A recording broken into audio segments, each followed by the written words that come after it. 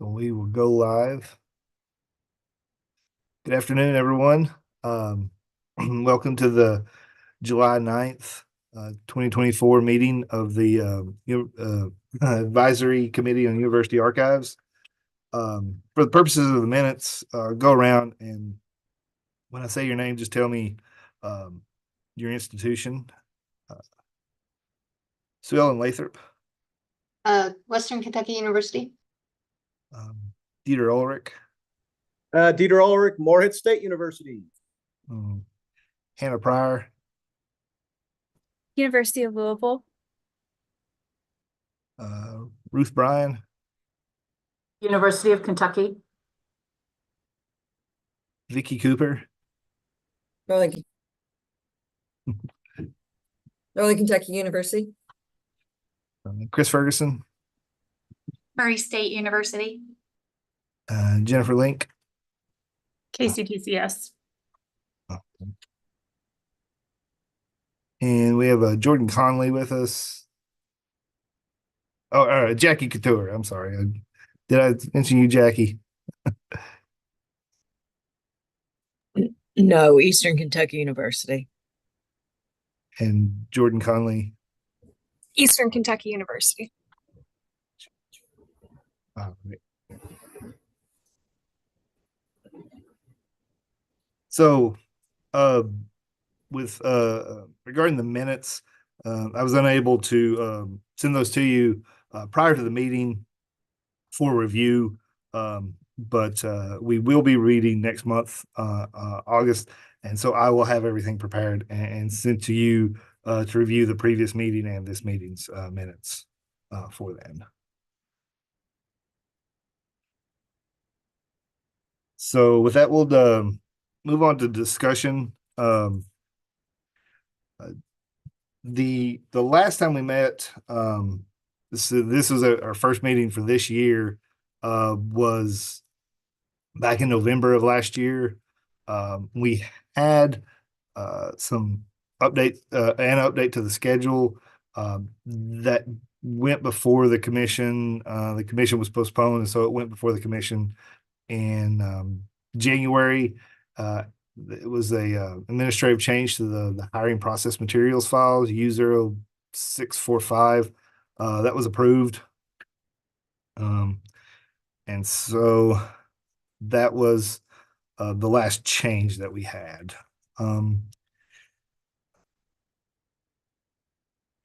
Now, was there any outstanding serious discussions that we needed to have?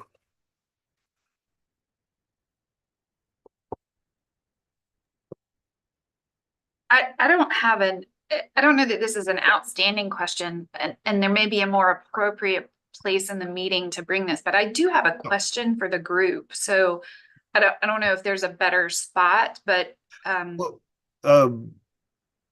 I think we can certainly address it now. well, I didn't know if there's like a open forum piece or like a questions.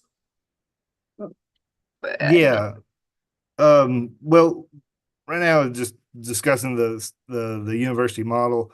So I'll bring up the one issue I had, and then we'll move to open discussion if that's okay, Chris. That's perfect. That's fine. Yeah. I just wanted to note earlier this year, on the state side, the state side for our general schedule, we took our general electronic record schedule, and that was given a full review and combined with our general schedule. We kind of had a separate general schedule for electronic records. So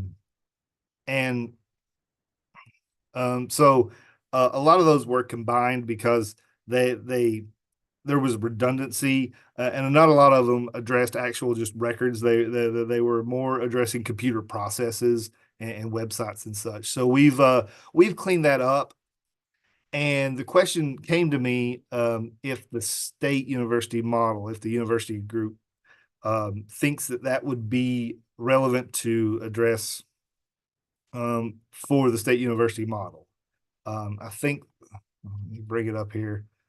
The relevant section for that once I get it up.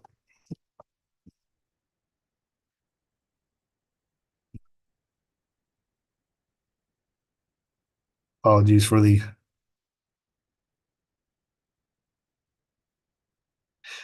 not having this pulled up to begin with. Um,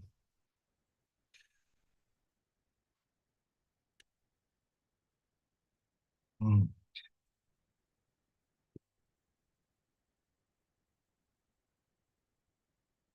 It's the U section. So it would be the electronic and related records section. So they have the master files, general administration, the systems and application development. So the question put to me was, do these if we give a review of these records, would some of these want to be combined if there were found to be redundancies in these record series? I guess what I'm proposing is I could do the review matching, because I think these record series matched a lot of the records that were on the general schedule for electronic and related records on the state side, and see if there is a way to match what was done here, and present that to y'all at the next meeting, and maybe have Sarah Garrett in our electronic records branch talk to you about that as well. So I guess there was no discussion about that. I just wanted to bring that up to the group and see if that's a route to pursue.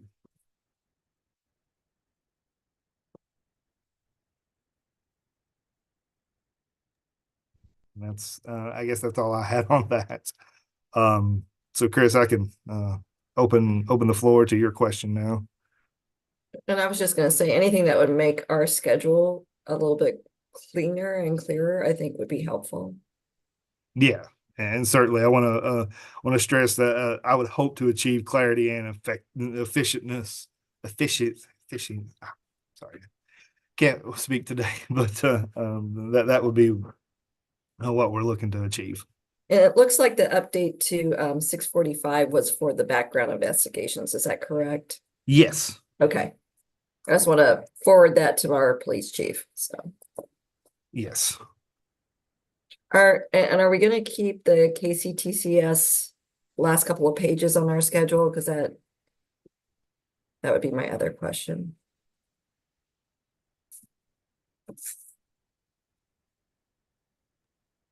I mean, KCTCS is open to discussing that. I know that other agencies in the government also use the on-base platform, so I don't know. And I don't think that they have on-base specific addenda to their retention schedules. So I don't know how necessary that is. I think, especially if we are going to revise other areas to include electronic records, that it would be appropriate to merge that at that point. Yeah, I think this can be done in tandem. Yeah. Okay. Sounds great. So in the merger that has already happened, is there language in the different record series that indicates that electronic records are a part of each one of the series? Because one of the challenges I have is explaining to people that electronic records are actually need to be handled in the same way. And an advantage to having some of them pulled out, although most people don't deal with the database records that are, sort of a lot of them that are listed here. I think that it would be a real advantage to have in the description of contents in the series, actual indication that it's, both analog and digital formats that are covered by, the applicable series if they're merged. Again, what when I was actually talking to Sarah about this, that was one of the things I mentioned was like identifying, because I don't think there was that language stressed, mainly because we were trying to move to make everybody aware that the retention schedules are format neutral. So it doesn't matter where it's an electronic record or a hard copy record. We were try to move away from language to just make that an implied understanding. And I know with government process, sometimes implied doesn't always translate well. So it needs to be spelled out. And I actually said that the universities might not want to pull these off because they already have that separate schedule that they can point to. And I didn't. So I was hesitant to move forward with it, but I did want to bring that discussion here. And so part of what I'm going to do is map how each of these, because a lot of what happened was existing record series on the general schedule for electronic records were just deleted and merged into existing record series on the schedule. And there was a couple of new series created that operated as catch-all buckets, basically for a lot of those records. So that is that is kind of how we were doing that. And what I wanted to do was map what happened with those electronic record series to the electronic record series that are on the State University model in Section U to the other record series that are in the State University model general sections, and show that relationship and make it something that can be understood before we make any decisions on it.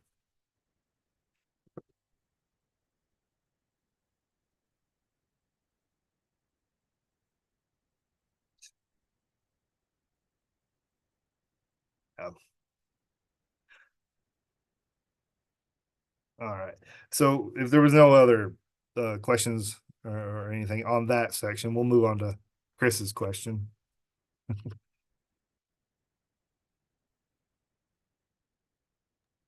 So mine is a two-part question. So I had emailed this. I was not able to attend the late November, December meeting. And so I had emailed a question to the group about state tax exempt certificates, and where those might be covered in the state university model records retention schedule. U0245 specifically addresses federal tax exempt certificates, but it does not appear that state tax exempt certificate or state tax information is addressed in U0245. So this is important. Our procurement office has folks who have contracts with the university fill out a state tax exempt certificate. And they're asking me about retention of the state information, not federal. And so the question I had are the state tax exempt certificates covered under U2045, or is there a different place I need to be looking? When I asked this question, I think Vicky, you had responded. I was looking back through my emails to refresh myself on this. You had responded and pointed to the general schedule for state agencies.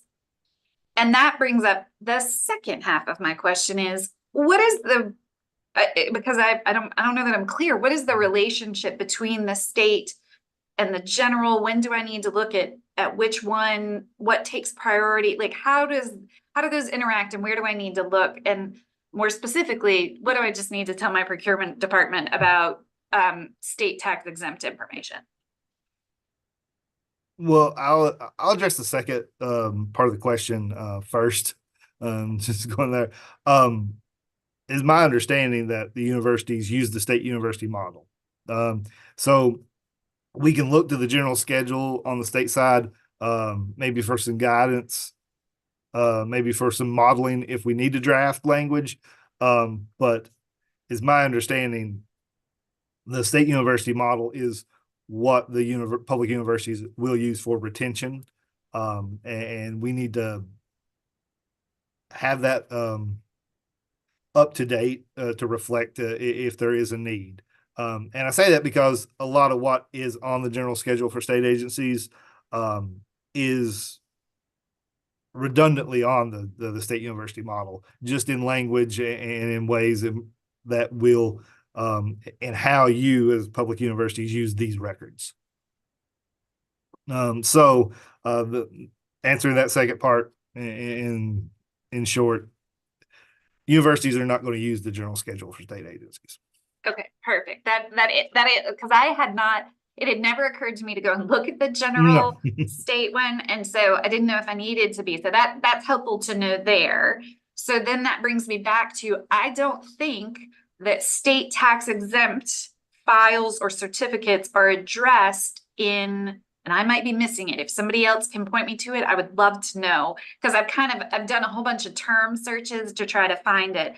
But the file or the series that addresses federal, like it states specifically federal, I don't think state tax exempt information is covered. So I have a quick question, because if you look on the KDLA website, the guidance that's provided there says that everyone uses the general schedule and that you should refer to an agency-specific schedule for things that are not covered in the general schedule. So my assumption had always been that the general schedule applied to everyone and only contains, records that are common to all agencies across the state. And so I've always gone by the idea that you look at the general schedule first, and then anything that's not covered on the general schedule, you go to your agency specific schedule. That's the guidance that I was given. So, I mean, the state, and that's actually how the wording is on the KDLA website. It says, all of Kentucky state government personnel should use the general schedule. This schedule covers common records created by all or most state agencies. Give some examples, and then under agency-specific schedules, it says most state agency personnel will also use a retention schedule specific to their agency. This agency-specific schedule covers records that are not on the general schedule for state agencies, or records that agencies must keep for a longer period than required on the general schedule. So that's always been my working assumption, is that the general schedule is for everyone.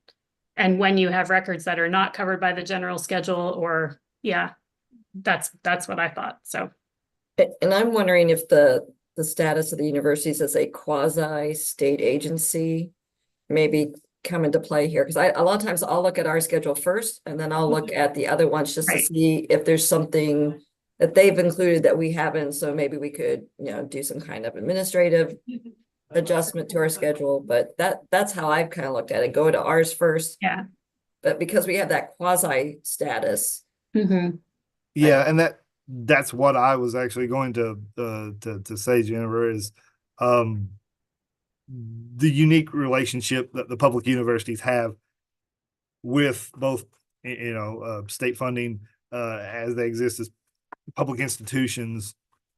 That language that we have on there, I guess, again, speaking in the implied terms, is we thought it was state agencies, and those being the offices and departments of the executive branch of government. And so the universities being in a unique position, I hadn't really, in my head, connected those two. So that's why a lot of what is on the general schedule is also on the state university model.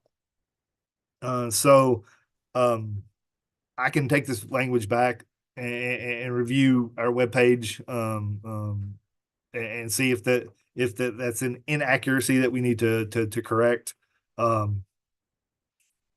But that had been how I operated before. So I'm sorry if that was kind of misleading.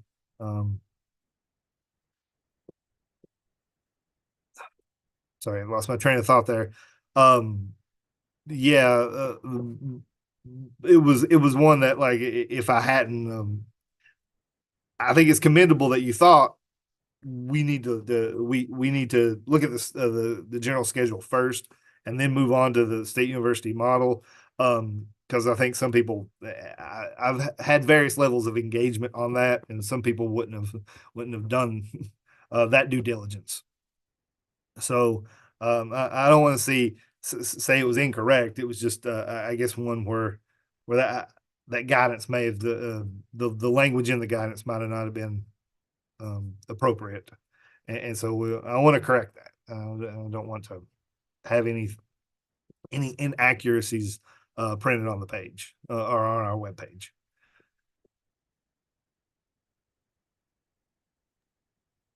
Do we need to take these state tax exemption certificates and add them to our schedule and kind of mirror the language that's on the general state schedule? The language, and I'm just looking at these right now. So the language on the general state schedule it's in F0130, and it's a state exemption authorization file. And it is different than the language that's in the school one, or the one that we use, the university model. So it is very different language, which is one of the reasons I haven't proceeded with telling my procurement department what to do. Because if we follow, if you follow the state exemption authorization file in the general state agency, it's a retain permanently. But at the university model indicates that it's retained for 4 years for federal taxes. So it is a very different language and different retention policy. Yeah, it cites KRS 139-4707.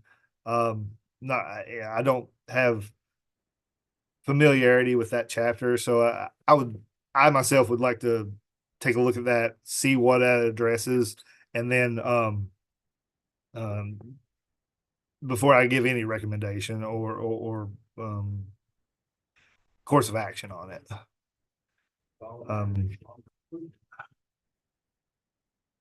View.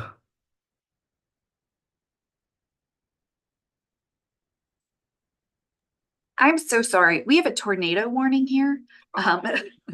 And I'm getting a take shelter notice. Oh, okay. Yeah. Be safe. I'm gonna have to, my office has a window, so I'm gonna have to go to a room. But I look forward to hearing. So the answer I feel like I'm getting is, we don't know. We need to examine this and figure out which way to go. Yeah. Okay. Thank you. I gotta go. Bye. Yeah, good safety. Yes. Be safe. That's the most important part.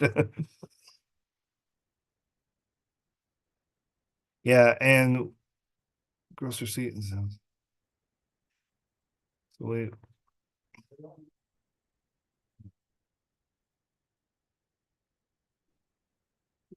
Yeah, and with Chris not able to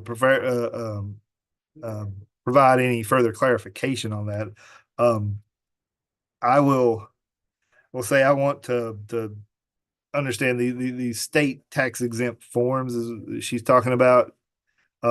These are a regular document, and it seems not like the university or in this case a permanent retention. They don't seem like they merit a permanent retention.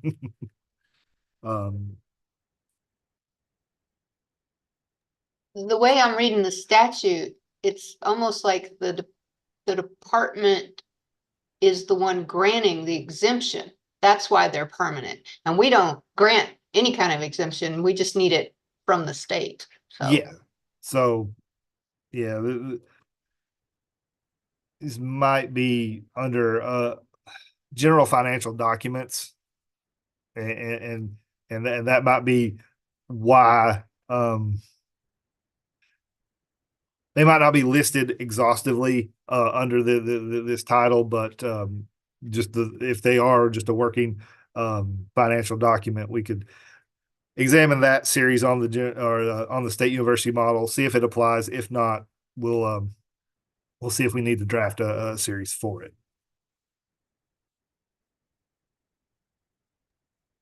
where could the federal one have the state tax certificates added to it and do double duty? Yeah. Option as well.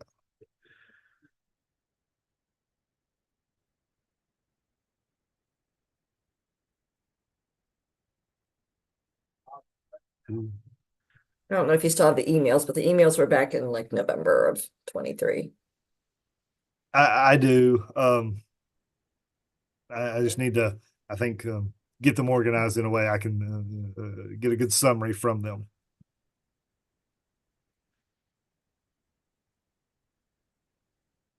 All right. Were there any other questions? I know that Chris had been wanting to ask that, and we want to get her an answer.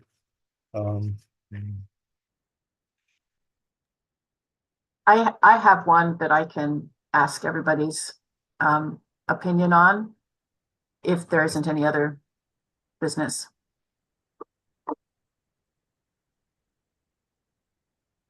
Yeah. All right. You have the floor, Ruth. So this is about U0470 course and program proposals. I'll find it for myself too. So you may all have heard that the University Senate here at the university has been completely gutted and disbanded. And so that means all of the functions of the University Senate are going to be taken over by administrative units. And it also has an impact on where the records of the University Senate are sort of going to be handled. In other words, it's kind of a closed sort of set of records. And I am in conversation with a person from the provost's office who is being charged with dealing with all the records. And they are asking me about all the course and program proposal and revision files that the University Senate maintained. And in the record schedule, U0470 is the departmental copy of the course proposal file, but there is no series for kind of the record copy of the course and program proposal and revisions.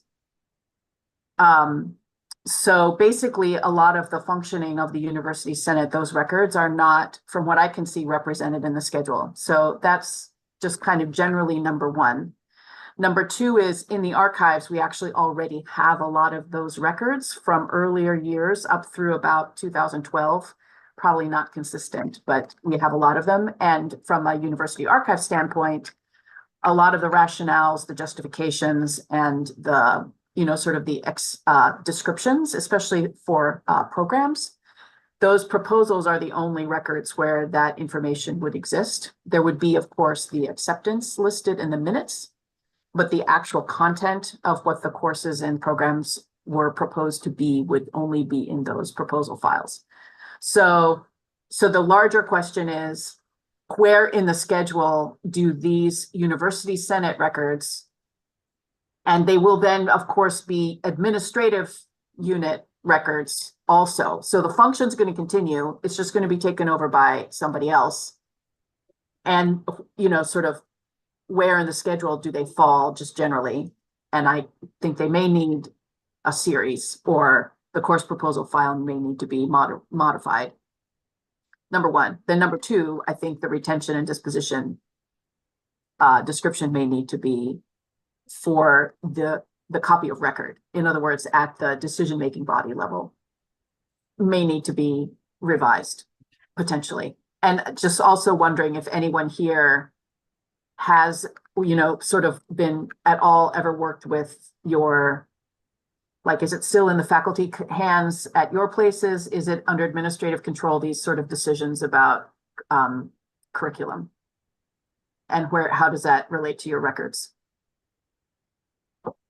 I would say they're somewhat covered in the first section because you have minutes. It doesn't matter what the committee is.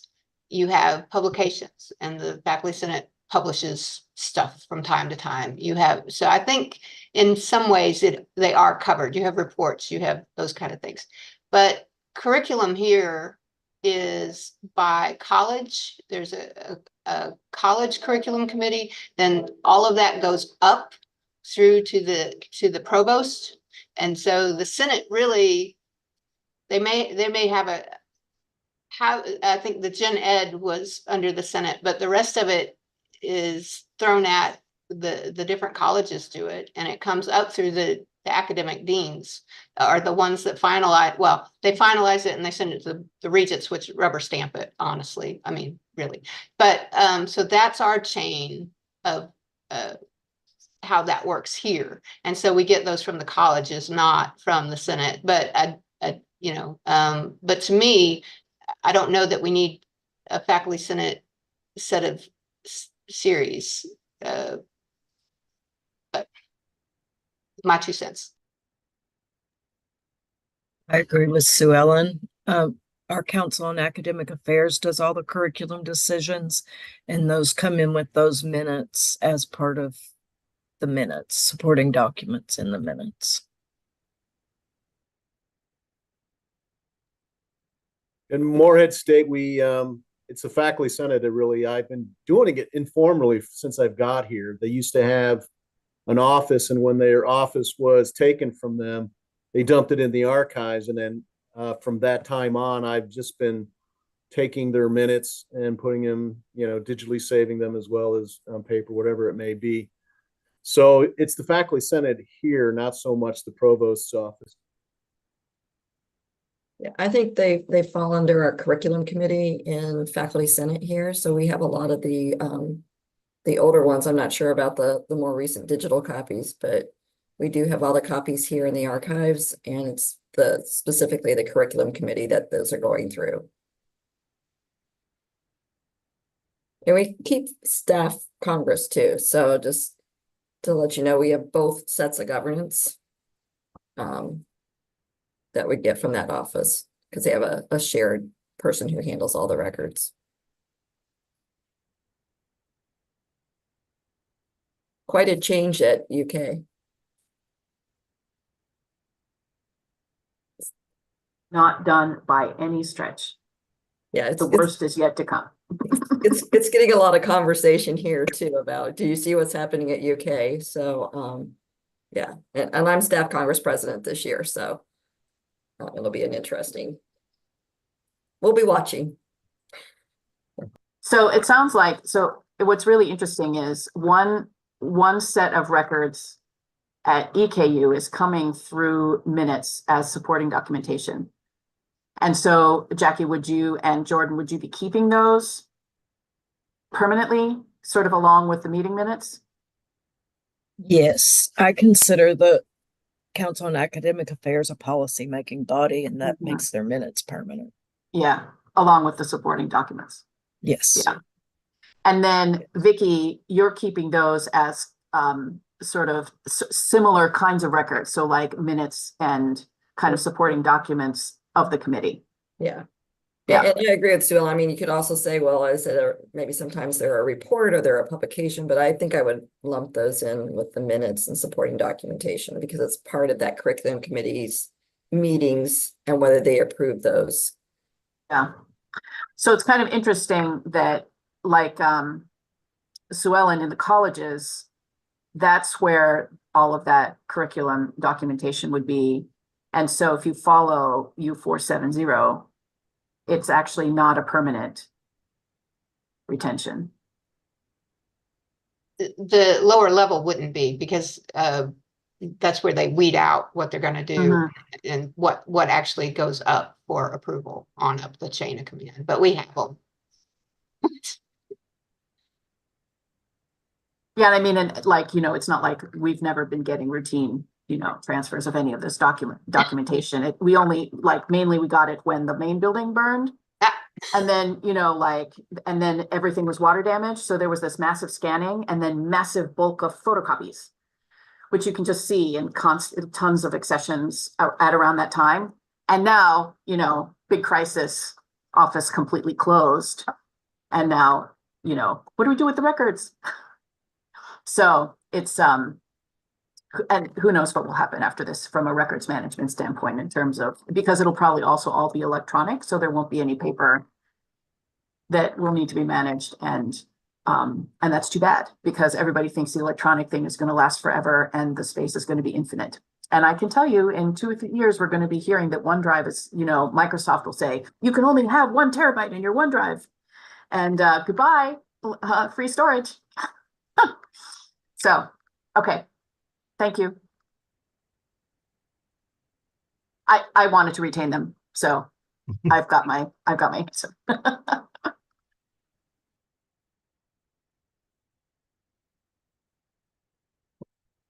Are there any other questions from the group? All right. Well, move on.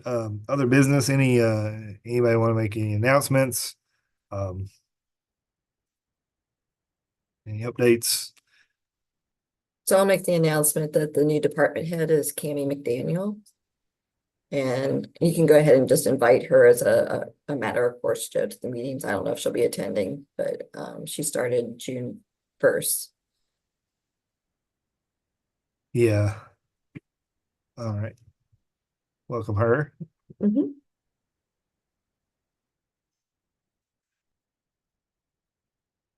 Well, if there's nobody, no other updates or anything, move to adjourn. Everybody will be back here next month. So it'll be a short turnaround this time, and I have the stuff prepared, the minutes for next time. Thanks, Joe. Thank you all. Bye. Bye.